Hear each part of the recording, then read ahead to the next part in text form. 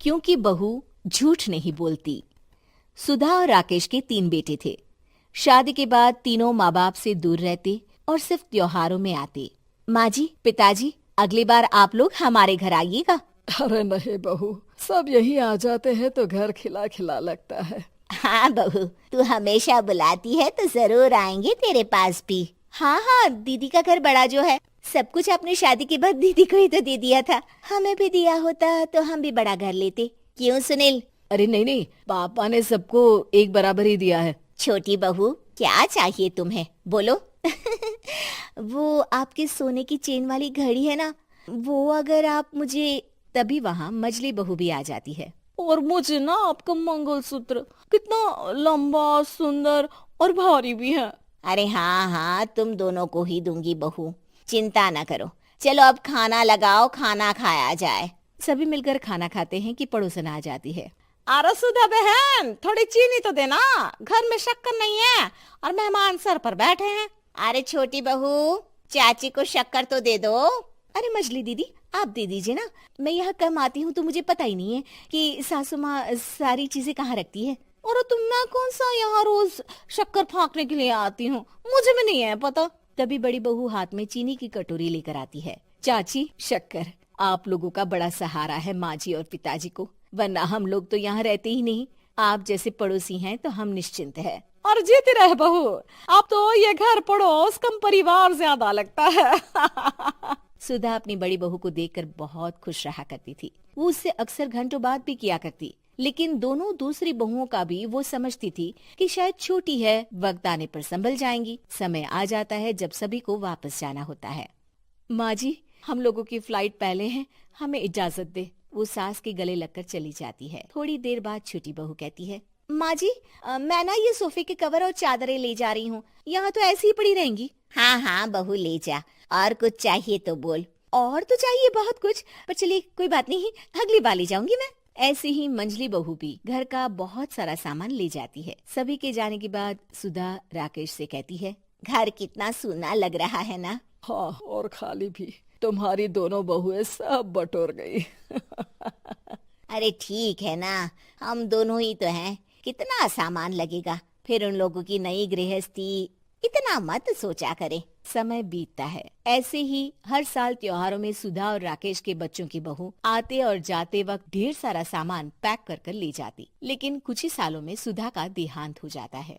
पिताजी, आप यहाँ अकेले क्या करेंगे? हम लोगों के साथ चलिए। अरे नहीं नहीं बहू, इस घर में सुधा की यादें हैं, मैं उसे नहीं छोड़ सकता हूँ। अब तुम लोगों की माँ नहीं रही। देख लो, वैसे तो मैंने उसके जीते जी सब कुछ दे दिया है, लेकिन कुछ उसका पर्सनल कीमती सामान था जो ये है, ले लो।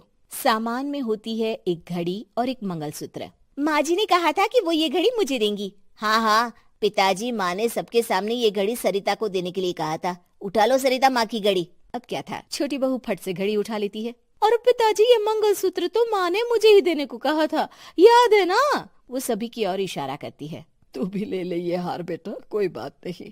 मंजली फटाक से हार उठा लेती है। ससुर बड़ी बहू की तरफ देखते हैं। तुझे क्या दूं बेटा? पिताजी, माँ ने एक चीज मेरे लिए भी रखी है। सभी के कान खड़े हो जाते हैं कि आखिर सास ने क्या रखा होगा बड़ी के लिए। अरे माँ जी तो दीदी से प्यार भी ज्यादा ही करती थी, हमेशा उनसे बात किया करती। जरूर कोई बड़ी और अपनी प्रिय चीज दी होगी दीदी को। और देख लेते हैं ना, वरना तो हम भी बराबर का बंटवारा करेंगे। हाँ हाँ, कर लेना बंटवारा। लेकिन बड़ी बहू, बताओ तो, सुधा ने क्या रखा है तुम्हारे लिए? अभी तो हम लोग यही हैं पापा जी, जब जाने लगेंगे तो बता दूंगी। बड़ी बहू के मुंह से ये बात सुनकर बाकी 2 बहुएं सोचने लगती हैं कि आखिर क्या है जो दीदी को सासू माँ देकर गई हैं। दीदी, ऐसा तो नहीं ना कि पूरे घर का आधा हिस्सा माँ बड़ी भाभी को देकर गई हो? तभी वहाँ ससुर आ जाते हैं। नहीं नहीं, ऐसा कुछ नहीं है। मकान तो तुम तीनों का बराबर से है। देखो, बड़ी बहू से तुम्हारी सास ज्यादा जुड़ी थी, न जाने क्यों घंटों बात किया करती थी। पता नहीं क्या देकर गई है उसे। और ससुर जी, आपको क्या पता, चालाकी से पूरे घर के पेपर में साइन करवा लिए हो, या फिर कोई छुपा गहना। आखिर मकान पूरा तो आपने सासू माँ के नाम ही कर रखा था ना। अब घर में ये सस्पेंस बन जाता है कि आखिर बड़ी बहू क्या लेकर जाएगी। फिर वो दिन भी आ जाता है जब बड़ी बहू के जाने का समय हो जाता है। बेटा, परसों तुम चली जाओगी, बताया नहीं, माँ ने तुम्हें क्या दिया? घड़ी और हार जो बेशकीमती था और तुम्हारी सास को सबसे ज्यादा प्रिय था, उसका तो बंटवारा भी हो चुका है। अब तुम्हारी बारी। हाँ पिताजी, आज मैं ये बात बताने ही वाली थी। माँ ने मुझे उससे भी बेशकीमती चीज दी है, और वो है आप। आपसे अधिक प्रिय उन्हें कुछ नहीं था। माँ चाहती थी कि आप मेरे साथ रहें। चलिए पिताजी। बेटा, मेरे पास तो कोई पेंशन भी नहीं है और ना ही कोई प्रॉपर्टी। लेकिन आपके पास संस्कार है पिताजी, जो मेरे बच्चे आपसे लेंगे, तो आपको ले जाने पर स्वार्थ ही है मेरा। चलिए ना पापा। सभी के सामने पिताजी बड़ी बहू और बेटे के साथ उनके घर चले जाते हैं। अमर रोज दफ्तर से अपने घर आते हैं। दिन भर काम और टेंशन से जूझकर घर आते ही अपनी भड़ास निकालते हैं अपने परिवार पर। बस आज काम जल्दी खत्म हो गया, अब आराम से जाकर मैच देखूंगा। निकल जाता हूँ इससे पहले कि बॉस की नजर में आ जाऊं। ला ला ला ला ला ला ला ला ला। अमर, कल जो रिपोर्ट फाइल करनी है उसमें लास्ट मिनट चेंजेस आए हैं, आज जाने से पहले अपडेट कर देना। अब सर, आज जल्दी जाना जरूरी है, बेटे को स्कूल के जरूरी सामान खरीदने ले जाना है ना। अब जब तक तुम पहुंचोगे मार्केट तो बंद हो गया होगा। सर, इसलिए जल्दी जाना होगा। एक काम करो, कल जल्दी चले जाना। अमर बेबस होकर बॉस का ऑर्डर मानकर फिर काम में लग जाते हैं। किसी तरह मन मार कर काम खत्म करते हैं और चिड़चिड़े मन से घर पहुंचते हैं। निशा, जल्दी से खाना लगा दो, इंडिया की बैटिंग खत्म होने वाली है। बॉस ने लेट करवा दिया। अरे इतनी देर से आए हो, थोड़ी देर बात तो कर लो। अरे सुनो, हटो यहाँ से, पापा को टीवी देखने दो। पता है ऑफिस में कितना काम रहता है, कितना काम करके आया हूँ मैं। तो मैं भी तो ट्यूशन जाकर आया हूँ। अब हाँ, जाओ, जाके फिर होमवर्क कर लो, कल स्कूल भी जाना है ना। तो मैं उठ जाऊंगा, लेट नहीं करूंगा। अभी मेरा शो चल रहा है, मुझे देखना है। अरे समझ नहीं आ रही बात, एक बार में एक थप्पड़ दे के समझाओ क्या। रिमोट दे और सोने जा।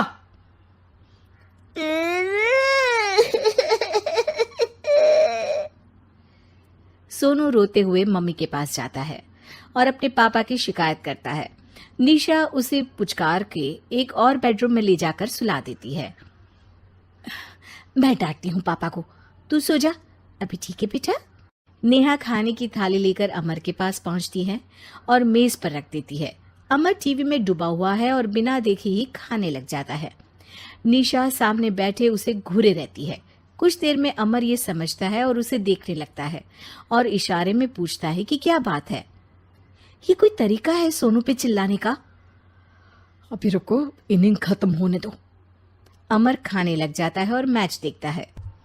आखिरी बॉल होने के बाद वो निशा की तरफ देखता है। अरे निशा, पानी दे दो जरा। निशा थाली के बाजू में रखे ग्लास पर इशारा करती है। अमर उठा के पानी पीता है। अब बोलो। बच्चा है सोनू, एक बार तो मिलते हो दिन भर में रात को, और फिर वो अपने पापा की डांट सुन के सो जाए। अरे बच्चा है तो बात सुननी चाहिए ना उसे मेरी। जवाब दे रहा था। अरे दिन भर के बाद आया हूँ, इतना काम किया, बॉस के नखरे झेले, और घर आओ तो बेटा बहस करे। और सारी भड़ास घर आकर घर वालों पर निकालो। अरे तुम क्या बोल रही हो मुझसे ऐसे? तुम भी तो सारा दिन साथ रहती हो, डांटती भी तो हो उसे। बता रहा था वो मुझसे, अभी कुछ दिन पहले ही डांटा था ना तुमने। हाँ, मुझे अभी सोने के पहले बता रहा था। देखो अभी झगड़ा मत करो, मुझे आराम करना है, टीवी देखने दो। अरे तो उसको भी तो दिन भर पढ़ाई के बाद देखना होता है ना टीवी, आराम करने के लिए। कोई जरूरत नहीं है, छोटा है अभी, आदत बिगड़ जाएगी। और तुम उसकी वकालत करना ना बंद कर दो। चलो अभी सेकंड इनिंग्स चालू होने वाली है, गुड नाइट। अमर फिर से टीवी देखने लगता है और निशा उसे। कुछ सेकंड्स में वो उठ के जाने लगती है। दरवाजे तक पहुंची होती है कि अमर कहता है, अरे सुनो तो, चाय बना देना 1 कप। नहीं। निशा दरवाजा पीट के चली जाती है और अमर देखता रह जाता है। अगली सुबह निशा किचन में सोनू का टिफिन पैक करके उसे देती है। सोनू नाश्ता कर रहा है। अमर पीछे से तैयार होकर आता है और खाली चाय का कप टेबल पर रखता है।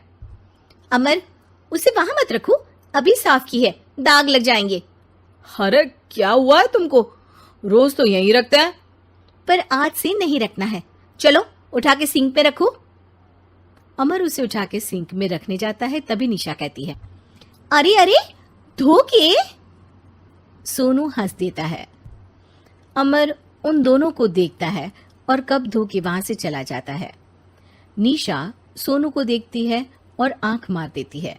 चलो अब हंसना बंद, स्कूल जाओ और ध्यान देना, सब पूछूंगी दिन में। सोनू मुंह बना लेता है। सब अपना दिन बिताकर रात में फिर एक साथ आते हैं। आज अमर घर जल्दी पहुंच गया है और टीवी के सामने पसार के बैठ जाता है। पीछे से दरवाजा खुलने की आवाज आती है। खिलखिलाते हुए सोनू अंदर आता है, सीधे टीवी रूम के अंदर, और अमर को बैठा देख चौंक जाता है। पीछे से कमरे में निशा भी आती है। सोनू, हाथ पैर धो के कपड़े बदल लो, चलो जाओ। सोनू कमरे से बाहर चला जाता है। अरे निशा, जरा एक कप चाय। क्या हर वक्त चाय? नहीं है दूध घर में। अरे दूसरी बार ही तो मांग रहा हूं ना। दूध वाले को बोला था दूध एक्स्ट्रा 1 लीटर लेकर आना, वो 1 लीटर कम लेकर आया। आज तुमको चाय नहीं मिलेगी, खीर बना दी है पूरे दूध की। अरे दूध वाले की गलती के लिए मुझ पर क्यों चिढ़ रही हो? मैंने क्या किया? तुम भी तो यही करते हो ना। ऑफिस में किसी की गलती हो तो घर आके चीखते हो। चाय पीनी है तो दूध लाना पड़ेगा नीचे से। अरे पर तुम नीचे से ही आई ना। मैं भूल गई, तुम भी तो नीचे से आए। निशा कमरे से बाहर जाती है और सोनू अंदर आता है। वो अमर को देखता है, फिर कुछ बोलता नहीं है। अरे क्या हुआ सोनू? मेरा टीवी देखने का टाइम है अभी। आज रात को देख लेना। देखो आप ना परेशान मत करो, आज ऐसे ही टीचर से डांट सुन ली है, अब आपकी नहीं सुनने वाला। अच्छा, क्यों डांटा टीचर ने? क्योंकि मेरा प्रोजेक्ट इनकम्प्लीट था, आपने सामान ला के नहीं दिया और आपकी वजह से सब हंसने लगे मेरे पे। अब आप जाओ। सोनू टेबल पे रखा रिमोट उठाता है और चैनल बदल के बैठ जाता है। अरे ये क्या तरीका है बात करने का? तो आपसे ही तो सीखा है, बाहर का गुस्सा घर पे निकाल दो। अमर उठ के दूध लेने चला जाता है। कुछ देर में लौट के वो चुपके से निशा और सोनू को टीवी देखते हुए देखता है और किचन में चला जाता है। 3 कप चाय बनाकर वो टीवी कमरे में पहुंचता है। आज मेरे हाथ की चाय पी लो। इस बदले बर्ताव को देख के निशा और सोनू चौंक जाते हैं। अपना कप उठाकर चाय पीने लगता है। अमर एक बैग निकाल के सोनू की तरफ बढ़ाता है। इसमें क्या है? प्रोजेक्ट का सामान और गिफ्ट। लगता है पापा दूध लेने गए और गुस्सा छोड़ के आ गए। कैसी है सोनू के पापा के हाथ की चाय? स्वीट स्वीट, बिल्कुल मम्मी की तरह। और पापा की तरह नहीं? पापा की तरह कड़क है। सॉरी बेटा, अब समझ गया कि ऑफिस में कुछ भी हो उसे ऑफिस तक ही रखूंगा, प्रॉमिस। निशा और सोनू को गले लगा लेता है और उस दिन के बाद कभी घर की चिंता दफ्तर में नहीं गई और ना दफ्तर का टेंशन घर में आया।